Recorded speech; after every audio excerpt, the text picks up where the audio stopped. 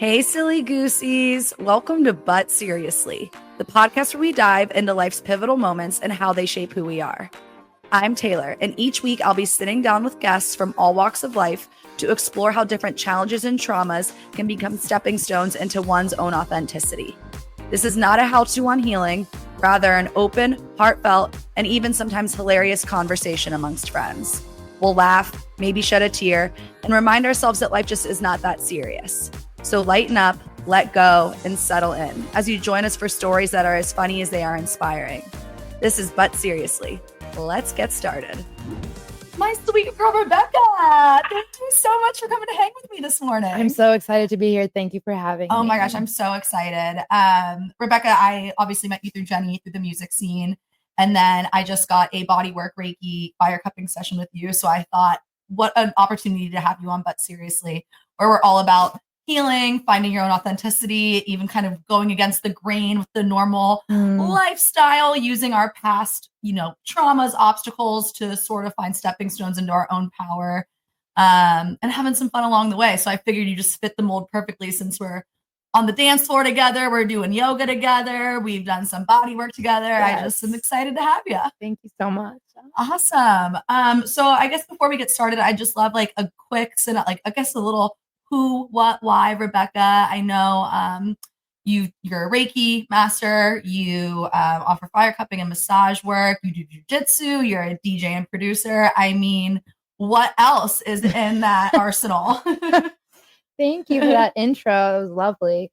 So a little bit about me. I grew up in Northern California. Both of my parents are Brazilian. So I grew up in like a super, super Brazilian household. Portuguese was my first language. Oh, I didn't know that. Yeah, I learned Portuguese first. And obrigado. Yeah. That's all I know. It's actually, as a woman, you say obrigada. Okay. So just so you know. Obrigada. Yes. And then when I was 14, my family moved to Brazil. We all packed up and left. And then I stayed there. I lived there twice, from 6 to 7. My grandpa was passing away. My mom wanted to be with him. And then from 14 to 20, so 8th grade through freshman year of college, I lived in Brazil. Wow. And that was a huge, huge, like very influential time for me because I had been going there since I was little, but never to like really like live. I mean, yeah. And so it was like a super big culture shock, but in the best way, because I feel like it really helped me get out of my shell. I was always like a little bit more on the shy side, on soft-spoken side. And in Brazil, like everyone is like so in your face, so like lovey-dovey, like very affectionate, very authentic, very like real and raw. So that helped me a lot, like grow into myself, I feel. And I'm very thankful for that time. And then moving back to California to finish up college. Were you back in Northern California? Yes, I did a year and a half of community college there, where I was from. And then I eventually got accepted at a few of the UCs. I only applied to UCs. I was like, I have to go to a UC. And of all the ones that I got accepted at, UC San Diego was just like, felt like the most perfect, ideal fit. And I've been here ever since. It's been 8 years. And then in those 8 years, 2020, I think a lot of people like COVID had like their own like awakening of sorts. And so that was my time where my boyfriend at the time was a DJ. And I had just finished this 30-day spiritual awakening course that I just randomly saw on Instagram. So you did it online, like virtual? Yeah. And so every day we like did different meditations. We did different like spiritual practices, like reading oracle cards and like doing readings on each other and just like practicing our intuition in different ways. And during that time, I decided to go completely sober. It was like my senior year of college. So I was like, just like major partying, major just everything. And then COVID. So like all of a sudden now we're all indoors, we're all isolating. And so I decided to go live with my parents back in Northern California for like those last like 2-3 months of my school. And so I did this program. And during that time, I was completely sober and I started having these really, really vivid closed eye visualizations of different things that were happening in my life, whether it was like in a literal sense or in like a very symbolic sense. And I was like referring to this in my group, like we would talk about all of our experiences like on the spiritual plane. And they were like, wow, like it sounds like it sounds like there's a calling there. Like there's something more to explore for you. Have you ever considered Reiki? And I was like, what's that? And so I started to do research and I was like, wow, like this really sounds like something I would be like, I'm kind of already feeling certain aspects of it without even doing the training already. So that's when it all kind of just came together. Like I started learning how to DJ. I did my Reiki training level 1 and 2. I did my sound healing training like around like literally all like June, July, like all of this happened. And so that's kind of like the birthplace of That's my wild. music career and my spiritual path. So they all kind of just like were morphing and like swimming back and forth within each other. It's crazy how like that intersection is so different for people. Like I've had obviously mutual friends of ours and just like other people in my life. COVID like completely disrupted their creative process. It completely disrupted their sense of norm, and it was like climbing back out of a hole or through Mhm. mud. And like there's other people like you who it was like perfect. Now I have the opportunity to like really dig my heels in and try something new. And it's interesting you brought up like kind of having a calling beforehand, because I had like the complete opposite experience with yoga. Like I went into the teacher training, like I just want to learn more. I love this practice so Mm. much. I do not want to be a teacher. I don't have a calling to be a teacher. And then I randomly like had a teaching gig fall into my lap when I moved to San Diego after having my training. And I was like, oh, I'm obsessed with this. Like this is my calling. Oh, It's so different. But like I feel like with Reiki and body work and that kind of healing, like you actually have to have, don't you do you feel like you have to have some sort of calling to it? I feel I like not think anybody can just so. come up and like learn the training like in yoga, I guess. I think so. I think you can have a curiosity for it, but Totally. I think with yoga, it's more of a, it starts like when I did my yoga teacher training, also in 2020. Oh, nice. Forgot to mention I that. yeah, I did mine end of like September 2019. And so like the first half was in person, it was amazing. And the last half was Oh, because it virtual. was And so COVID. it was like I it was an amazing experience. Like I Right. had the best teacher training, but I was like by the end of it so upset because I was like, I want to go to the retreat. I want to do like all of this shit. And we're in lockdown, just like looking at faces on Zoom. I'm like, this fucking sucks. Yep. Yep. No, I'm right there with you. And so, um, where was I going with that? Yeah. So I think with yoga, it starts more as like an inwards healing self-discovery process. And with Reiki, there is 100% a component of like self-healing that is involved. I think with any training, like you learn so Mhm. much about yourself and so much needs to be catalyzed within yourself in order for you to show up fully in that role that you're preparing for. So there's definitely that aspect to it, but I think there's an even deeper level of responsibility and Mhm. integrity that you need to hold with spiritual work Oh, totally. because you're truly a channel, like very viscerally for the energy healing. Because really, what energy healing is you as the practitioner are a vessel for the energy to flow through, and you are just helping that person that you're working with or a group of people that you're working with to unblock whatever is holding them back from doing their own self-healing. So you're not really the one doing the healing for them, you're facilitating Right. their own You're the healing. guide. You're the guide. I was just gonna say, I mean, well, before I ask that question, actually, can you just explain like Reiki and body work to me like I'm a fifth grader, just in case anybody who's listening maybe has never really heard of it, dipped their toes in it, doesn't have that curiosity yet, just so we can pique their interest. Yeah, absolutely. So Reiki and body work can go hand in hand, but they're two slightly different things. Reiki is energy work. So the word Reiki is Japanese for Rei and Ki, Ki similar to like Chi in Chinese. So Mhm. Rei means like the most supreme, most high, most royal, or like godlike or royalty. Mhm. And then Ki or Chi means universal life force energy. So together they mean the life force energy that comes from the most high. Wow, So that's so powerful. really powerful, really Wow. beautiful. And so when you're doing energy work, they say that the first Reiki master from Japan, Reiki as an energy form has surfaced in many different civilizations at many different points in time. They say that the first Reiki master in the Western world was Jesus, and the first Reiki master in the Eastern world was Sensei Uzui. And so with Sensei Uzui, he was a very rich man. He became a general at one point. He owned many cities, helped build schools, helped found a lot of things in Japan. And towards the end of his life, he said, you know, I feel fulfilled. I'm ready to die. So he went up to this very high mountain. And as the story goes, he stayed there for 30 days and 30 nights, starving himself, essentially just preparing himself for death. And on the 30th night, he received a strike of lightning. And with that strike of lightning, a message saying, your job is not done. We, as God, us, the universe, are giving you this energy, this light for you to bring back to the world, for you to pass it down to others as your disciples who, will be trained under you to continue to heal society. And so at the time, Japan was going through war. And so they set up Reiki tents along the coast where the boats would come so that they could come and heal the soldiers as they were getting off the boat. So that was like the first story of how Reiki came to be and why it was so important at the time. And then they eventually traveled and brought it to the Western world. And then they just kept spreading more training and more light along the way. And so Reiki essentially works in the same way that when an onion, for example, with many layers, it gets tossed on the ground and there's dirt and it picks it up. And over time, as it's rolling around and being exposed to that dirt, it's getting stuck onto those outside layers of the onion and essentially slowly penetrating so that the inner layers are also getting affected by that dirt.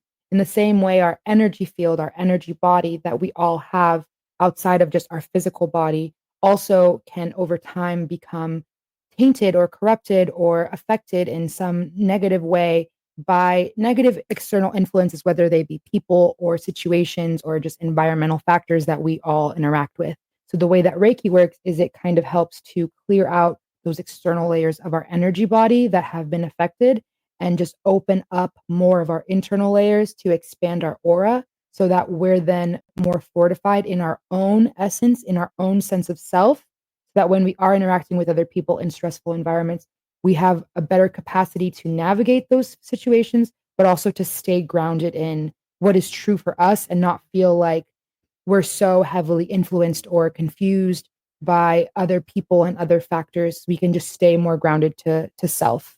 So it's heavily influential based on your surroundings then too. I mean, like obviously nature versus nurture can be an impact for that. Like if you have a tendency to maybe like be a little bit more anxiety ridden or whatever, but it sounds like these frequencies and these patterns can change like day to day. 100%. Wow. 100%. So like as a practicer, you like, and a giver of this practice, what do you like recommend people to how often like to clear their energy fields and do things like this? Or is it more like there's tools that you can do in between each session to sort of it's definitely a mix. Yeah. I think it really depends on how acute you find yourself in what situation you're in at that given time. Something I like to do in between that I always recommend to all of my clients is meditation. Like meditation is the number one source of where Reiki came from. Sensei Uzui received Reiki in meditation. He was deep in it, and so in between sessions and just in life in general, like if you can take time in the morning, take time at the end of the day, take time at some point in time, if you're really stressed throughout work, just like take 5 minutes to really meditate and focus on visualizing your energy field, how it's expanding and how you're kind of just slowly pushing out and changing, transforming whatever energies that have stuck onto you, just really like pushing them out, like lovingly, acceptingly, sending them back to where they came from is a really, really great practice. Breath work is also an amazing practice for clearing your energy, especially when you have a lot of big emotions, as we all can have, and sometimes tend to suppress because of the way that life goes, or tend to not know how to turn off. Sometimes, like both extremes can be very challenging, Totally. It's so interesting you say that because one of my favorite teachers I've ever had in yoga, her name was Michelle, and we were doing like a practice of letting things go.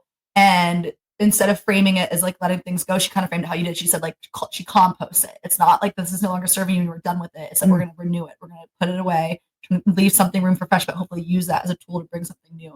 Yes, into the mind and body. 100%. Like, one of the things that like composting, I got literally because truly nothing is ever destroyed or created. It's all just metamorphosizing, if you will, into something new. And one of the biggest pieces of feedback that I always get at the end of my sessions with clients is, wow, like that thing that I was going through that I came in with, it's not that it changed. It's not like the challenge isn't still there, but my ability to deal with it, my ability to engage with it in my own life is so much lighter. Like I feel a sense of levity and acceptance to what I'm going through versus a resistance in dealing with it. And what a time to find this practice too. I mean, you said you kind of discovered this during one of the most like turmoil times of our existence, in an isolating pandemic, a really high political trauma. I mean, I'm sure finding those tools and resources was really beneficial for you and the people that are around you that were experiencing super grounding, super grounding. Just like you mentioned earlier, I do kind of want to call back to that.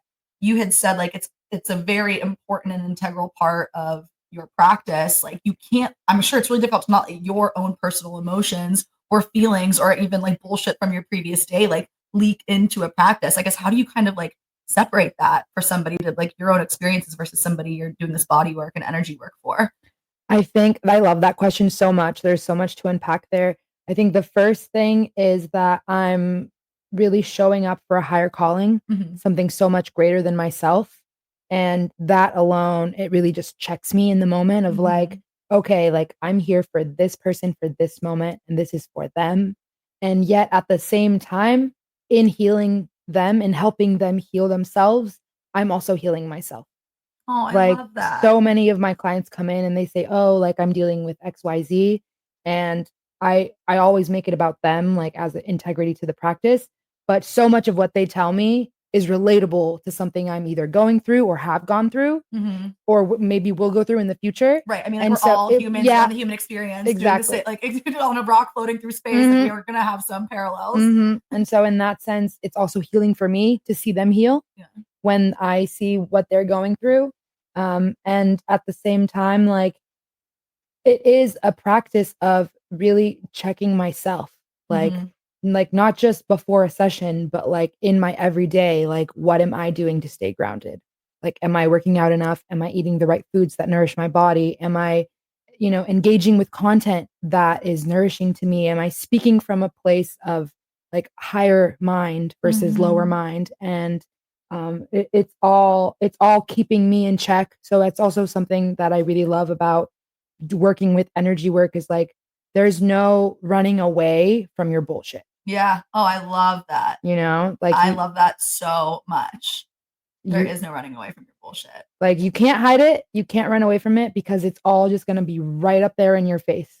Yeah. Like there's been times where I'm like in a session and I just start randomly crying like so hard because I notice an emotion that I haven't been actively working through, and it just comes right up and I'm like, whoa. Yeah. So I mean, speaking as from a person, like I've dealt with like a lot of loss and grief in my life, and I've never been great with like emoting, I guess. Like my friends make fun of me. I like never cry unless I'm watching like Lord of the Rings or something, like a movie that gets to me. But like the minute I started kind of going more into my meditation work, doing yoga, having my session with you, I started noticing like I was crying a little bit more. I was getting a little bit more emotional just after our one session together, like over things. Like I was having a conversation with my boyfriend Jack about like our relationship and how much we've grown the past couple of months, working on our things together. And I was just like, this is crazy. I feel like I have a lot of pent up things that I've not really processed, and just kind of like you said, tuning into little things like the breath work in the morning, making sure you're eating right, doing all like the workout things, doing those things, surrounding yourself with the good people, good intentions. It really can shift that perspective and mindset. 1000%. It's crazy. 1000%. I still would say I'm pretty repressed. I'm like a clogged toilet with my emotions, if I'm being honest, but we're working on it. It's always going to be a work in progress. And I think that's one thing that a lot of people also misunderstand is like, it's not the one session. It's not the one yoga class or the one conversation. It's the stepping stones and it's the journey of being in it, and just being constantly checking in with yourself of like, what do I need more at this time? Like, what is my body asking for? So speaking of kind of like those stepping stones and journey, were there any like key milestones or pivotal points in your life that like, besides like finding just it through COVID, that were like, oh my gosh, this is speaking to me. I need to do this. Like, this is my calling, or like something that maybe in your past that you feel like could have brought you to this point? I always had the desire to work with like the spirit realm to some degree. Do you think that was from being like different cultures in your life? Or? I think yes, in a sense. And also I think like from a family perspective, in the sense that I grew up extremely Christian. My family was very, very, very like gung-ho, like super conservative Christian. And yet, my grandpa, who passed away before I was born, he was originally a pastor in the same church that I was raised in. Wow. And then towards the end of his life, he had some like drama happen in the church, and they kind of expelled him in a way. Like they said, like, you can't be the pastor of our church anymore. And that just like really left a bitter taste in his mouth of like his life's work. And now for something, because like he upset one of the like more influential people at the church. He said something that they didn't like. It's crazy. There's politics. There's so much politics. There's too much church and politics. Yeah. It's both ways. It's not good. Yeah, no. It's going bad. Like, why are we interfering with source? This should be something so different. So different. And so towards the end of his life, he went back to college. He got like 2 bachelor's degrees in like, I think like accounting and geopolitics. He was like so smart, and became a medium for the spiritualist society. And so I've always had like little dreams of him just like being with me. Wow. And I've had medium friends tell me like, your grandpa sent me a message telling me that like you're going to be really successful and your spiritual path is going to grow beyond measure. Like I had that happen twice by 2 different people in completely different situations. And then I also did a life coaching program, 9-month life coaching program in 2021 with the same ex who, you know, I did all these other things with.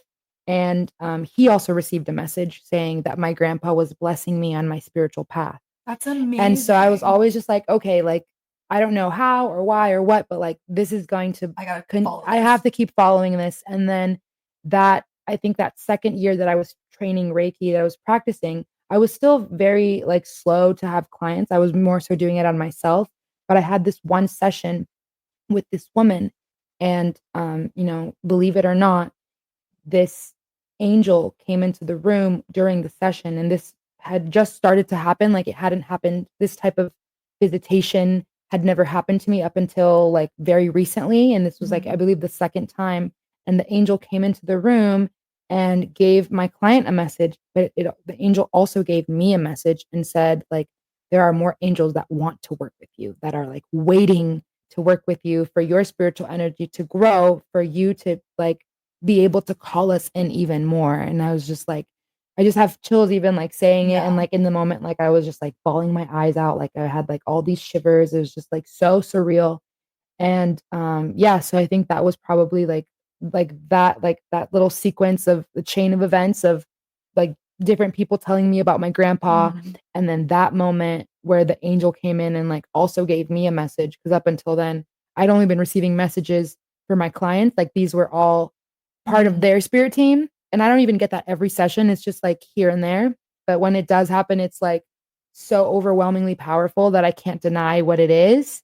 And so in that moment, I was like, okay, like, I think I really need to like give this my all. I mean, to me though, like for me, when somebody is coming up to me after a class, like that was incredible, or like I really liked your theme, or I loved your messaging. To me, that source like telling you, hey, you're on the right path. 100%. Telling you, hey, start a podcast, bitch. You can do things. You know what I mean? Like play the show. You're like, oh, I am a great DJ. Yeah, things like that. Like that's source talking to us. And it's really interesting you say to like how you've had multiple different instances where people have said something to you.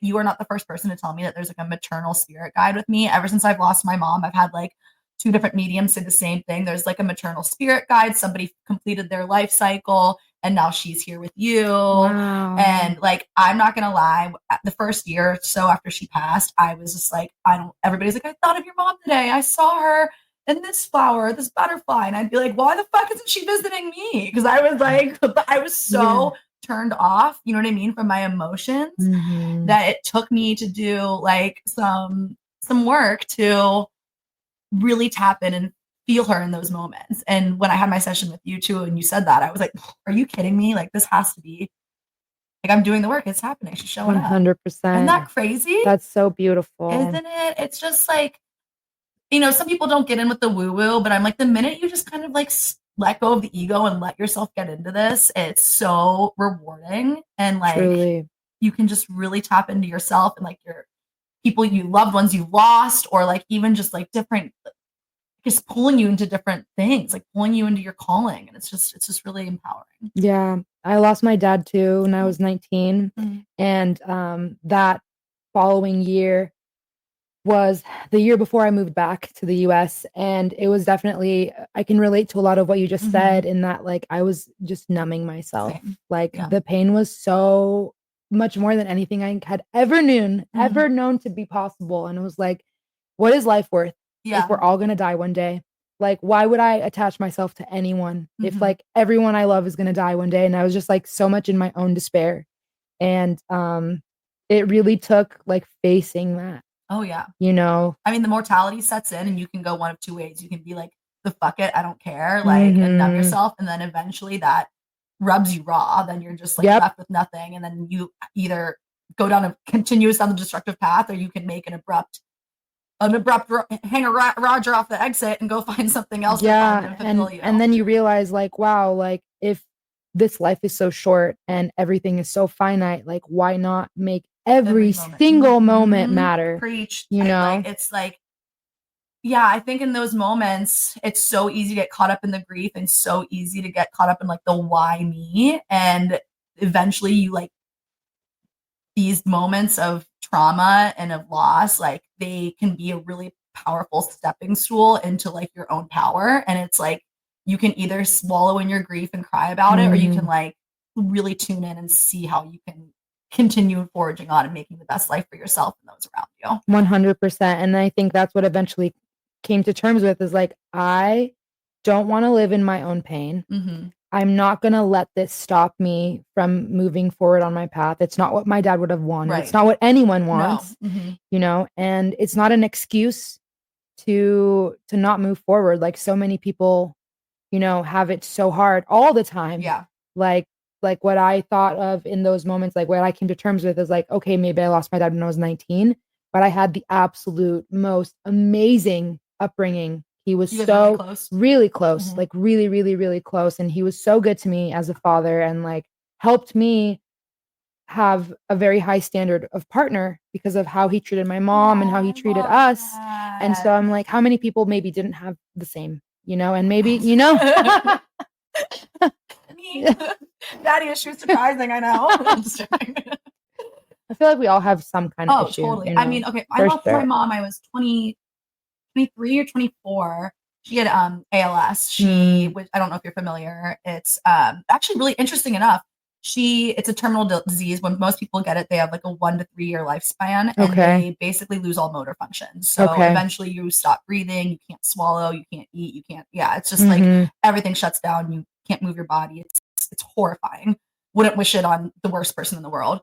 But she had lots of tremors. It's really similar to like Parkinson's and MS. They're in the same family, but it's way more fatal. She would not be able to like control her tremors. She had like lots of body pains. And I was in Columbus, Ohio at the time, and I was finishing up or learning more about like wanting to do my teacher training. And I was thinking about doing it. I was really liking yoga, and I was like, I want to learn more about this. And my friend was like, you should check out this Reiki center too. Like, she was a big woo-woo girl, and she's like, you're all tangled up. I'm like, well, yeah, I got a lot of shit going on. So I started going to this Reiki center, and it was really grounding. And when I went home, I told my mom, like, stop pumping yourself with all this bullshit and like going to all these doctor's appointments. Like, let's get a Reiki healer in here.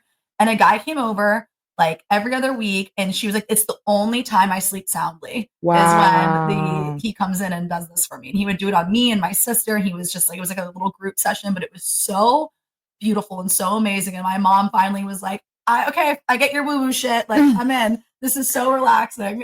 Isn't that kind of weird? That's beautiful. It's awesome. I really love that.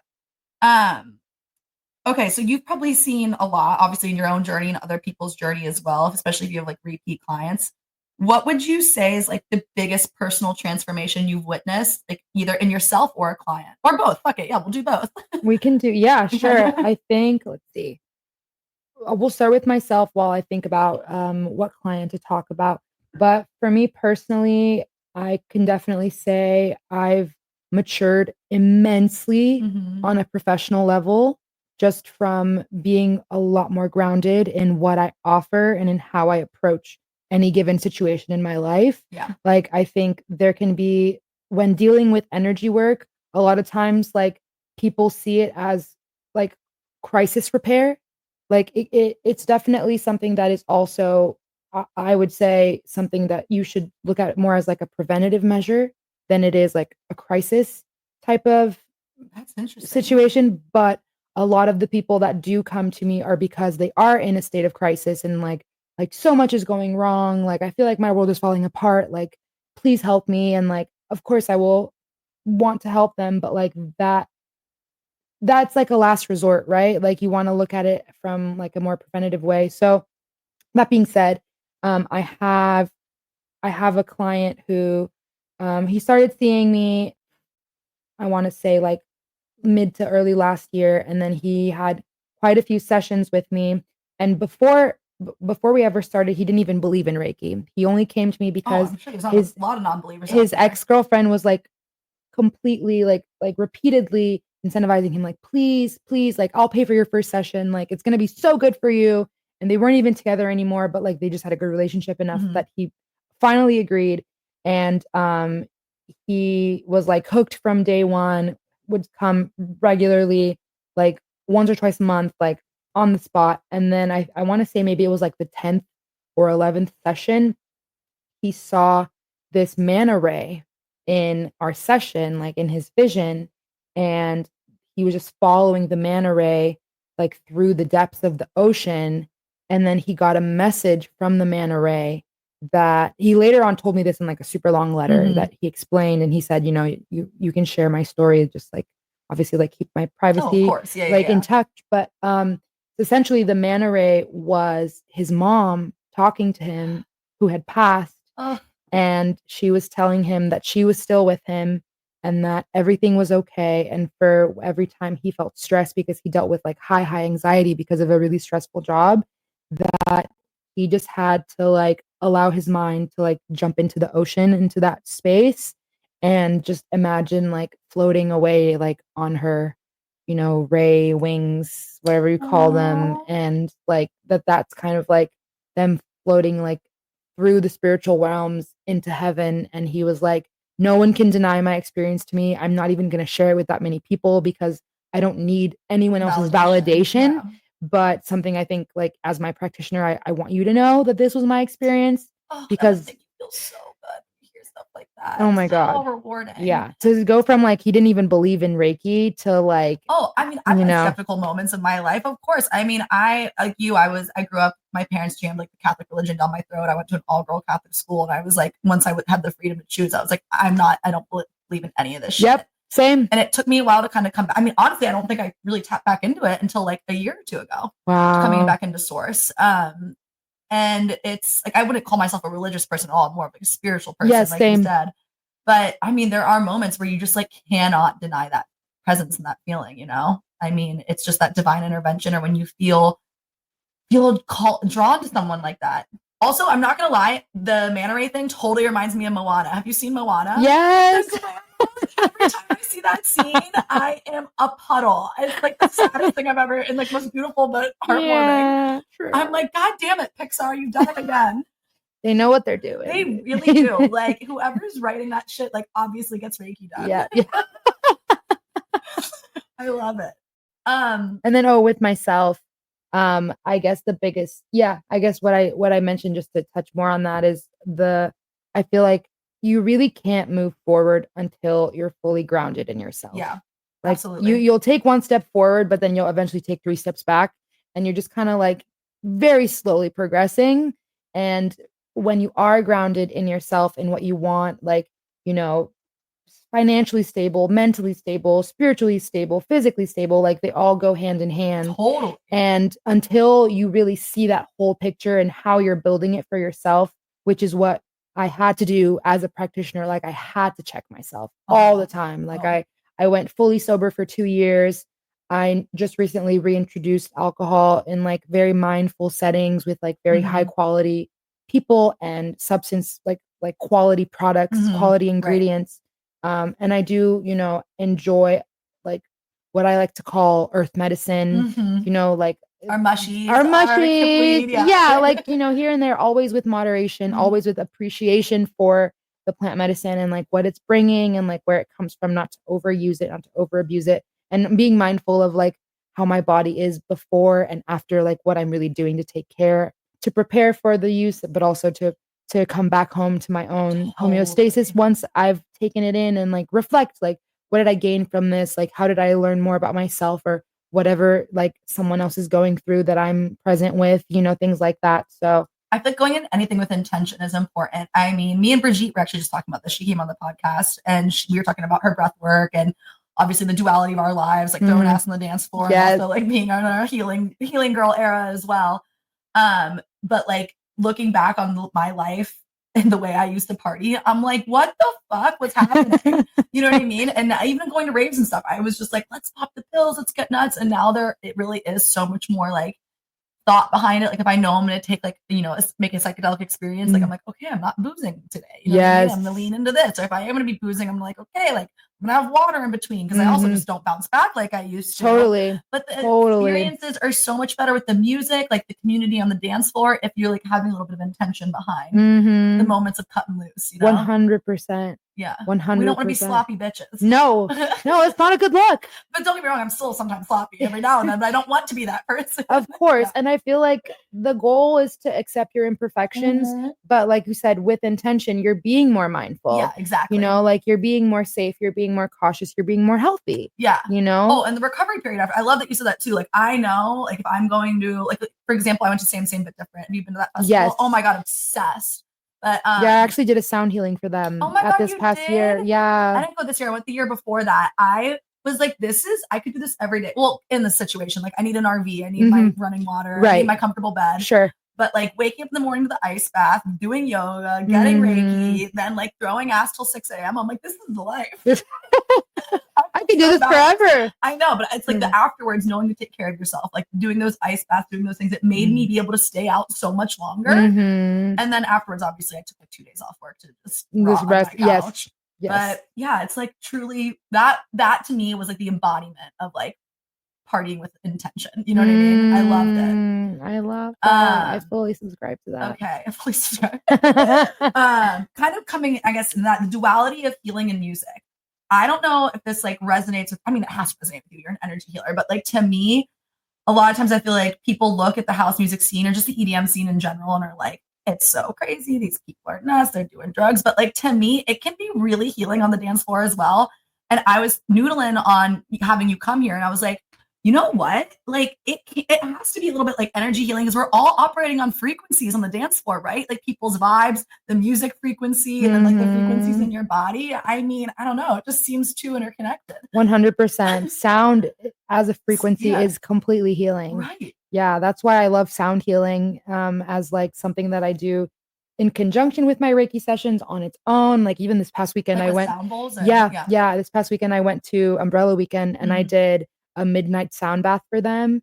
And we were debating doing it in this really big space, but that was like a little bit colder. And then this like slightly smaller, but like super cozy, dreamy space. And both were beautiful. But we were like, I don't know how many people are going to come, like what it's going to be like.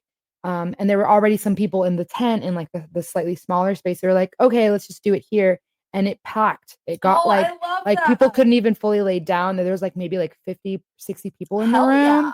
And then I heard later on that there were like 30 more people that wanted to come, but it was too packed. So had I known, obviously I would have done the bigger space, but there was no way I could have known. Wait, I love I guess it's like a good problem to have to know for the future. Oh, totally. And I feel like that's the thing though, that these festivals, like people want those moments of stillness, not stillness, but steadiness, right? They want to like reground in. Like I feel like anytime I'm at a festival and there's a sound bath or something like that, I'm like, fuck yeah, let's go reset and do this. Oh, what 100%. Yeah. And I got so many people. Yeah, 100%. Yeah, I've done a sound bath for them for that like the past 3 years in a row. So I just love Umbrella Weekend. It's like such a fun time. And just music festivals in general. Like I feel like there's so much healing to be had in those spaces and to just come back to, like we said earlier, like come back to your intention of like take a reset moment for yourself and to like really heal through the frequencies. And then you can go back even more recharged when you are on the dance floor. And for me, like the intersection of music and healing is that one, yes, like music is so powerfully healing, like so incredibly healing. Like I've had so many good cries on the dance floor where I'm like, oh, like I just need it. It's so fun. So fun, so nurturing and powerful. And and like that's just kind of my goal is to really bring intention into the music scene. Like, I feel like there can be so much healing done when you are grounded in your body. Like, that's one of the things I've always said even when I started DJing is like, I think a lot of people DJ and or go to listen to a set, go to listen to electronic music so that they can get out of their bodies, so that they can like escape their human experience and escape their emotions. Mhm. But for me, it's kind of the opposite. It's actually that I want people to feel so safe within themselves that they can go deeper into themselves and explore and navigate whatever they're moving through with more ease and just process it so that they can actually move forward. I love that. I feel like when I first discovered, this scene, it was definitely more of a like putting the disco and dissociating. It was definitely escapism, and like you said, it's kind of developed into this thing for me where it's like therapy on the dance floor, right? Or like with the intention behind it, I'm seeking a deeper sense of community. I'm seeking a deeper connection with myself, and I just feel like that is kind of the evolution of it as well, too. Which is really 100%. 100%. And I see a lot of DJs also saying that, like, more and more, like, coming forward, like, let's heal together, let's grow together. Well, I think it's because the mainstream festivals, I mean, I haven't been to one. I mean, I know I've kind of aged out of that at 30, 31 years old, but like, it seems like, at least in my bubble, like more people are doing the more local, smaller festivals, right? Like, it's not necessarily those big over the top production ones. It's like using your local scene, like Umbrella Friends, Same but different. Even like, I mean, Desert Hearts back in the day, right? Yes. Like, it's those tiny little micro communities that we make rather than going for the big hoopla, the Bonnaroos and stuff like that of the world. 100%. 100%. And yet there are, I think, a lot of workshops in those spaces as well, so it's like growing everywhere, really. I love that. Okay, what would you say? Like, I mean, did the DJ aspect kind of like in music production kind of fall into line? Like, did it come with the Reiki healing and bodywork healing, or is that something you kind of found along the way? I mean, like, we talked about how they intersect, but like, did like the chicken come before the egg in that sense and lead you into this way, or was it already something you were kind of pursuing and passionate about? I always kind of had this like little nudge of like, wow, like DJing looks so cool. I mean, like it just looks so fucking cool. And so then I had this boyfriend who was deep in the umbrella scene, deep in the DJ scene. Like, he had been DJing, producing for over 10 years. So like, he was like super well versed in all of that. And all his friends were too. And like, some of them were also women. And like, I met them like as people before I met them as DJs. And then when I saw them DJing, I'm like, wow, like, these are just regular people who are also like insanely talented DJs. Have a dope hobby and are really good at it. And so I was like, if they can learn it, so can I. And I'm still learning, to be honest. Like, there's still so much of it that like is still brand new to me, and I'm learning more every single day. And yet at the same time, I think with the amount of time that I have been doing it, there's a certain level of confidence that you develop just with time. And to go back to your question specifically, I started like my spiritual journey like around June, July. And then this boyfriend, we started DJing together around like end of July, early August. So and they kind of coincided. At the time, we were working for this event company that hosted like spiritual, like 1-day retreats and like holistic workshops. But he also wanted to host like ecstatic dance and like some more like festive aspects. And so I was like, how cool would it be if I DJ'd for these events? Like, we could hire all these extra people, but not only would it be more money, but it would just be like more cooks in the kitchen. Yeah. And I've always been the kind of person that like, as soon as I learn something, I have to put it into practice. Like, I love learning and I'm never going to stop learning, but also I want to learn to give back. Yeah. To like birth that, because I feel like you can't really fully know how much you know, like, until you actually put it into practice. Yeah, I feel like that mindset of being a forever student is so important. Like, especially in any craft or anything you're creating, if you're going in the mindset like, I'm the best and I know everything, like, it's not going to create the most authentic experience for you or the people joining it. So going with that mindset, like, I'm open, I want to learn more. I just think it's really beautiful the way you put that. Thank you. Being you in this divine, like, feminine power energy, how is that in such a male dominated industry? I feel like San Diego, though, like, has a pretty good mix of female DJs and does a really good job of booking them. But obviously this is still a pretty male dominated field. Do you feel like there's any like resistance or I guess, like hierarchy in that? Um, yes. Yeah. Yeah, being like really real with you, yes, there definitely is. There's definitely more male DJs on lineups Oh, overall of course. still. And there's also this idea that it's slowly fading, but it's still definitely there, just like as an undertone that like if you're a female DJ, like you better be like So really good. fucking good. Mm. Or like if you're not, like if you make one mistake, oh, they booked her because she's a pretty girl. They booked her because Mm. she's dating so and so. Meanwhile, I've had like guys on the dance floor turn off the decks like 6 times, and I'm like, it's fine. They don't say boo about it. Yeah. Yeah. But as soon as it's a girl, it's like, oh, she got too fucked up. She doesn't know what she's doing. Oh shit. She like fucked her way to the top. How do you navigate that? You just continue to show up and do your absolute best and prove everyone wrong. I love it. I mean, like as from the outside looking in, I mean, I guess I just come to your guys' events all the time. It's like seeing you, Jenny, Blue Jade, like so many women seem to be really dominating the local scene here. Do you think San Diego's different than like, I don't know if you spend time in like LA or Northern California DJing at all, or do you think that we're I think still behind the gap? I think we're definitely catching up. Yeah. Like by a lot. Good. Because I think the women that are in the scene right now, like I feel so blessed to be able to call Jenny and Courtney Blue Jade like close friends, and like they really advocate for themselves. Oh like my God. They really know how to talk the talk. Like they walk the walk, but they also talk the talk. Jenny is like a Renaissance woman. I always tell her, I'm like, I am in awe of you, the way you just like go for it and don't give a fuck. Like I can, she's just a powerhouse. She's something else. 100%. 100%. It's so fun to watch you guys though. Like seriously, even like at Lovers Group, I was just like, look at these fucking badass women just taking over this event. I love it so much. What do you have, like, I guess, do you have any advice that you would give to like a woman who wanted to start out in a male dominated space, or even like trying out DJing? I feel like every time I've tried, my boyfriend is like, just feel it, just do it. And I don't know what the hell, I don't know what that means. I'm not good at it. Like, what advice would you give?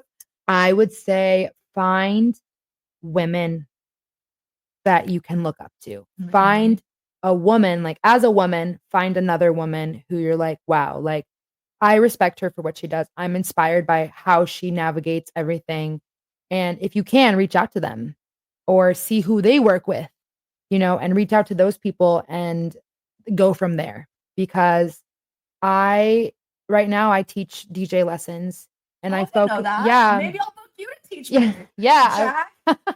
He is we just don't do well teaching each other things. And I think the reason, and my ex-boyfriend didn't do well teaching me either. I think it's like a relationship thing. He would get so triggered every time I would be like, what does this button do? And what does this button do? He's like, just focus on what I'm teaching you right now. I'm like, this is part of like the exploration process. And then he got super salty when I started to get booked more than he did. Oh shit. And so there was like a lot of like, there was like this like comparison threat power dynamic going on. The thief of joy. 100%, 100%. And so I just feel like you need to approach it like when I approach teaching DJing, like first of all, I'm not going to teach something I'm not confident in doing myself.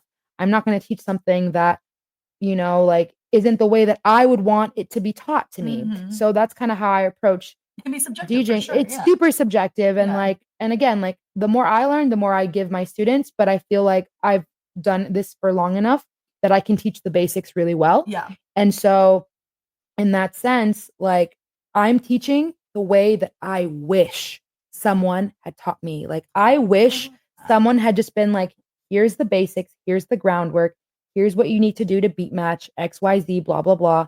And I've had students who like had 3 lessons with me and now they're getting booked left and right because they put in the time on their own and they're actually like doing really, really well for themselves. And like, I'm so proud of them to the point where like I could easily play with them like back to back. I love that. And like to me, that's like a full circle moment because it's not about like who's better or who's worse or like who's higher up and who's getting more gigs or whatever. Yeah, 100%. So it's just like finding people that you look up to and finding people that are like not that further ahead of you. Like that's what I always tell my students is like, I'm not that further ahead of you. I just have a few more years under my belt. Just a couple more hours. Just a couple more. Yeah. And like, and if you just keep putting in the work, like who knows, maybe you might like outgrow me to some extent. And like, that's okay. Yeah. Like, I'm not upset about that. Like, I want everyone in my field to be as successful as they possibly can. Oh, I wish You everybody know? thought like that. And that's another thing too. That's the bringing the divine feminine energy in though, because I feel like in the male dominated space, it can get a little competitive and a little aggressive. For sure. And also, just to be really real with you, Women too. some women too. The cattiness. The cattiness. Yeah. Like, I remember when I first started DJing, I had a friend who her boyfriend was teaching her the same time that like Dom like was like we were like talking about it. And I asked her, I was like, "Oh, like how was it for you to learn?" And she was like, it's really hard. Yeah. It's like not easy. And I just kind of picked up on it like because I like love listening to good music. And I just remember getting such an ick from hearing her say that. And then I put in way more time than she did. I actually bye bitch, see ya. Yeah, and then when I was like DJing a ton and like I transformed my personal Instagram to my DJ Instagram, she was like, "So where do you think you're going with this?" Oh, just so jealous. Just so jealous. 39 monster. And I was just like, I'm just like letting the wind take me wherever it takes me. I just don't understand people like that. Like, I just don't get it. Like, why are you wasting so much energy worrying about how I'm going to do this? It's just ridiculous. It comes from a really insecure place. It does. Did you have like a musical background before? Is this just like, because I feel like I've met people who like can play every instrument under the sun. They can read music and they're incredible DJs and producers. And then there's people who are just like, no, I just picked it up and went for it. And I'm like, how does your brain work? Like, are you one of those? I played piano for 4 years. Thank goodness. I played piano for 4 years growing up. And then I did violin for 1.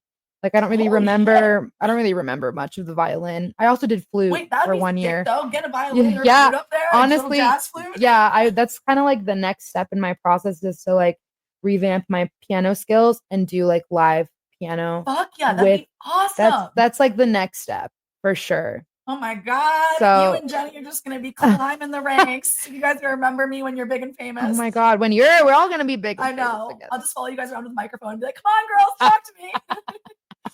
Oh my gosh. Okay, Rebecca, this is one of my favorite parts of the podcast and segment. I call it the dirty laundry. We're going to air some dirty laundry. We're going to ask silly goose questions. Some silly, some mix. So let's dive in. Do you have like a life motto or mantra that you love to repeat that you're willing to share? Yes. This is one that my dad passed down to me before he passed and is like one of his like greatest like philosophies of life that I take on to this day. And it is better to live a life learning from your mistakes than it is to be in regret of the things you did not do. I think we need to run that one back. Yes. I just want to sit in that in a minute. It's better to live a life learning from your mistakes than to live a life of regret of the things that you did not do. I love that so much. And honestly, every time I make a mistake, I'm like, fuck it. Like, I'll be sad for a second and like, maybe that was embarrassing. Maybe like, like I made a fool of myself. But honestly, I don't give a fuck. I'd rather be a fool than be boring. Yeah, 100%. And like, I can laugh about it later. Yeah. It's not that serious. It's literally the whole mantra of this. Not take yourself that fucking serious. 15% less seriously. Like, we're on a rock floating through space. Shit's gonna happen. Who cares? We're this big. No one's gonna remember 2 seconds from now. No one's gonna remember. Especially with all the information at our fingertips. Nobody's gonna fucking remember. I love that so much. Okay, this is a good one. As a DJ, I asked Jenny this one too. What is the most annoying request that you've gotten on the dance floor? A song request. Oh, I know. I hate when people do it, but Taylor Swift songs. They're like, can you play Taylor Swift remix? Of course. Like like to each his own. Like, I don't care. Like, don't love. You're young, love whatever you love. But it's like if I'm over here playing like dark tech house or I'm playing like melodic techno, it's like, do you really think there's gonna be a Taylor Swift remix for me to play? I don't want to hear it. That's so funny. Actually, Jack and I were just he had an event at this house for a Mardi Gras party, and somebody asked him to play Defying Gravity, and he was like, it's 2 a.m., bro. Like, that's not the vibe. He's like, do you have that? I'm like, he's like, do I buy it? Fuck no. So funny. Okay, if you had a playlist that like described your life, what would be the playlist name? Ooh, that's a hard one for me. I would say I always have funny playlist names. Like, mine's like Throwing Ass But Sad. Because like there's ups and downs, but normally I'm just trying to have fun. I would say like something like just like going with the flow, like one step at a time. One step at a time. Yeah. What would be the most played song on said playlist? I don't know what I'm doing, but I'm figuring it out as I go. Is that a song? Maybe. I feel like it should be. If it isn't. Yeah, you and Jenny write it. Okay, Desert Island. I know this is like so cliche, but I think you can just tell so much about a person. Stranded on Desert Island, book, movie, TV show. Oof. Okay. Book would absolutely have to be The Consolation of Philosophy by Boethius. I don't know that. It's a really, really, really good philosophy book. I read it like I think junior year of college. It's essentially this book about this man who was very high up in the ranks in the like Roman Empire and or Greek Empire. And he was like one of the emperor's like counselors, like he had a lot of money, his family was really good, and then there was a war and they switched empires, and because he was loyal to the previous empire whose empire collapsed, his whole family was stripped of all their riches. Most of them were killed, and then he was sent to live in isolation on this island for the rest of his life until he died. And so the story is a book that he wrote to himself while he was stranded, and it's a conversation he had with an angel about death and what it meant to be alive versus to be dead, because he felt like he was kind of already living in death, but he was still alive, you know? So it's like kind of trippy in that way. Yeah, very heady. And so he just had these like really, really intense questions like, what is life worth? Like, what does it mean to be alive versus what does it mean to be dead? Like, where do we go after we die? How do I know if I'm dead? Like it just went so deep, and it really put a lot of things into perspective for me. Wow, I'll have to check that one out. I've never heard of it. Mine's like a fucking like Zodiac Academy, some trashy smut fairy. and it's super short too. I think it's like 100 pages. Okay, maybe I'll add that to my yeah, repertoire. It's really good. Yeah, really good. And then my favorite movie, which is one that I watched like on repeat as a little girl, and it's just like I could watch it forever, is just like a super cute rom-com with Drew Barrymore called Ever After. It's like I love Ever After. It's so like where my lore started and my whimsicalness. It's so good. So it's so cute and so well done. Like for that time period, like the dresses, like the Renaissance era. I just love like fantasy Renaissance movies. It's just like I feel like I'm teleported back. Oh my god, into the story when I watch it. It's so whimsical. I love it so much. Yeah. And what was the other thing you asked? TV show if you have one. The Office. Just like the good laughs. Feel good. Yes. Okay, do you think the biggest like bullshit healing trend that's famous right now? I feel like TikTok and Instagram have force fed us some absolute dog shit out there. Is there one in particular that really grinds your gears? There's one that I like fell into. Guiltily, I have to admit, I fell into it, and I was like telling all my friends about it, and it was so lame. But it seemed so real in the moment. Okay, so to my own, no, it's really convincing out there. It's difficult. There's one called it's like a Japanese foot pad that supposedly detoxes your feet. Oh, you put on a bed and it pulls all the gook out? Yeah, and you're supposed to do it while you sleep, and it's supposed to help you sleep better, and it's like preventing all these like crazy major diseases. And it's fake? It's totally fake. So really there's like a liquid in the pad that turns dark over time once it's being exposed to like air and heat and sunlight. So it's gonna turn dark regardless. So you're like, you put it on your feet and you're like, oh wow, like an hour later, like look at all the stuff that came out. Like, no, bitch, that's just the just the pad. And meanwhile, they don't actually know what the effects are of that substance being in contact with your skin over time. So it could actually be like toxic in some degree. So I'm just like, like I can't believe. And I was so about it, and I used it for like 3 days, and I remember posting it on my story. I'm like, oh my god, like you have to try this. I have extras if anyone wants. And I had so many people like, please send them to me. I want to try them too. Sorry, these are poison and they don't work. Yeah, I'm like, I may or may not have accidentally like tricked you into putting poison on your feet. I'm so sorry. So funny. Yeah.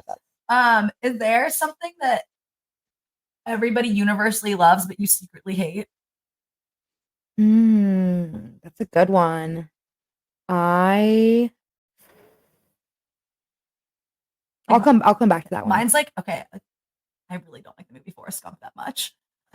People fucking love it, and I'm like, it's fine. Like, it's good, it's sweet, but like, I don't get. It's not like the greatest thing I've ever seen in my life. Corn dogs. Corn I dogs. fucking hate corn dogs. I love corn I'm dogs sorry. so much. No, it's okay. Please, I don't care. I went to the San Diego Fair this summer. I can't get over it. My friends Chanel and Jose introduced me to like Korean corn dogs. Okay. And they're like, there's like a gourmet meal inside of them. It's insane. Okay, maybe I'll try that one. I don't think if you don't like regular corn dogs, I mean, it is overwhelming. Okay. But it is in the best way. Okay. I'm obsessed. I just can't. I don't know if maybe like the ones I tried were like not the best quality, but it just tastes it's so cornbread like and hot dog. It's fucking disgusting. Yeah. Like it's like foul. It's foul. But it's delicious. But I feel like if it was like a gourmet sausage. Okay, so that's what, yeah. You know what I mean? This one had like it was like eating a bowl of ramen wrapped around a hot dog. I don't know. Oh wow. Okay. Crazy. That sounds like it might be. Like all these cheese. I think there was some fucking flaming hot Cheetos in there, which are wow. Okay. my guilty pleasure. Okay, you'll have to tell me about that next time you see it. Like, is San Diego at the fair? The fair. Yeah. Okay. Oh my god! And their lineup this year is actually really crazy. Really? I can't remember who's on it, but Ziggy Marley, and then I think Third Eye Blind. Like it's like all these crazy, like and then some hip hop group. I can't remember. I'll have to look it up. I'll show you after this. But I was like, what's going on, San Diego Fair? I see you. Okay, what is your biggest ick? Like somebody, it doesn't even have to be like a sexual ick. Like if it's a friend, a whatever, a passerby, or even like a date, like something that like automatically you're like, oh, I don't think I'm gonna like you. People who complain a lot. Mm-hmm. People who are complaining and comparing. Yep. Like I immediately get a red flag in my brain if I'm around people who are like constantly complaining and comparing. Like we all have trials and tribulations. We all have things that happen with other people that I'm like, wow, like that really upset me or hurt me or made me frustrated, like when they did XYZ. And like, I think there's just like a way to go about talking about it. Like, wow, like, you know, like if you're in confidence with someone you trust, it's like, okay, like venting is and can be very healing in that sense. And also like, it's okay to be upset when like hard things happen, but harping on it and constantly dwelling on it, like, I just can't be around that kind of person. No, totally. Like it totally brings me down. And I feel like people who've experienced a lot of trauma and grief or loss in their life, they're easier to kind of pull yourself out of it. Yes. You don't want to say first order problems to somebody, but like 9 times out of 10, without being judgmental, even though this is judgmental to say, I feel like it's those people who do that have not really been given the ass kicking of life that they maybe need to really put things in perspective, you know? 100%. Do you have, last question, do you have like a crazy like first date story or like any like funny like encounters in that sense? I just feel like with your line of work, like you just come across so many people in different walks of life, and you're obviously super hot and fun. Thank you. So like I had to feel like there has to be some crazy funny stories. The craziest first date I went on, we went skydiving. That was like so fun. And yeah, amazing. We met on a dating app, and he posted, he's like, I'm into jujitsu, skydiving, and surfing. Check. If you like any one of these things, like hit me up and like let's go. And so I was like, okay, well, I love surfing. At the time, I was like surfing all the time. I just moved to San Diego, and I wasn't actually practicing jujitsu yet, but I was like, okay, he seems like a really like fun, sporty guy. And so I said, like, we like matched or whatever. And I was like, oh, like I've actually never gone skydiving before. Like wink, wink. And he was like, how about I take you? And I was like, well, not going to say no to that. And so we went skydiving, and then we like grabbed food after, and we like went rock climbing after that. It was just like, we made a whole day of it. Wow. Most fun first date ever. Yeah, ever. For sure. God. By far. Yeah. I just feel like, especially in like, I mean, I moved from Ohio. The repertoire of people that are willing to do some fun, wild things, like it just stands out so much. Like you have so much more fun. 100%. Well, last question, the fun part. I always do this with my guests. We can ask the Magic 8 Ball question, whether it be something silly, fun, whatever. You can shake her up and. Okay. What is something on the horizon for me that I should be? Oh wait, it's like, you know, have you ever done it? It's like a yes or no question. Kind of. It's like yes or no, maybe. It's not going to be like Reiki session. Okay. So it'll be like, yeah, like, should I, will I, Okay. those type of questions. Okay. Let's see. That'd be awesome though if it like had individual answers. Save me from Go myself. buy a lottery ticket at 2 p.m. today. Let's see. Okay. Should my next release be a guided meditation or a new track? Because I have like a few that are like in the making. Okay, let's see if it should be a guided meditation. Here, lay it flat. Oh, flat. Yeah, there you go. It said most likely. Most likely guided meditation. I think so. I would take your guided meditation any day of the week, sister. Yes. Oh, well, this has been so fun, honey. I can't thank you enough for coming and chatting with me on the big comfy couch. I hope you had a good time. But before you go, let the people know where they can find you on socials, find you to book some sessions or any events you have coming up. Yes, absolutely. So my DJ Instagram is Mystique, my DJ name .dj, Mystique spelled like the X-Men, MYSTIQUE.DJ. My personal / healing page is I am Rebeca Camacho, Rebeca with 1 C, Camacho, CAMACHO. I have my next like bigger gig. I play a lot of like smaller like private events and corporate gigs. That's like where I make like most of my money with that, and I love that. And then my next like bigger gig is for this Easter Renegade Festival on the 20th next month. That's going to be super, super fun. It's like an hour and a half out of San Diego. If anyone's interested, I can like give you the details. Yeah.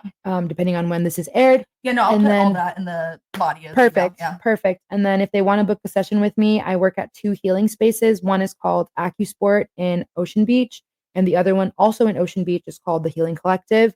Both of those have booking links I can share. They're also on my Instagram. Both of my Instagram pages have the booking links for both.